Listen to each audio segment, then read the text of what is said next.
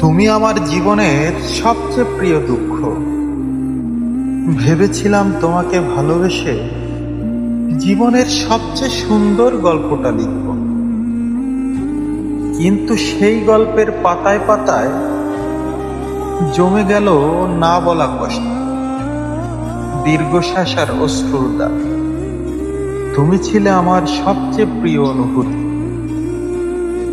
অথচ আজ তুমি আমার হৃদয়ের সবচেয়ে গভীর ব্যথা। তোমাকে হারিয়ে বুঝেছি, কিছু মানুষ জীবনে আসে থেকে যাওয়ার জন্য নয়, তারা আসে কিছু স্মৃতি দিয়ে যেতে, যা সারা জীবন মনে থেকে যায়। তুমি আমার সেই অসম্পূর্ণ স্বপ্ন, যা পূরণ হয়নি, কিন্তু আমাকে অনেক কিছু শিখিয়ে গেছে। আজও তোমার কথা মনে পড়লে বুকটা ভারী হয়ে আসে।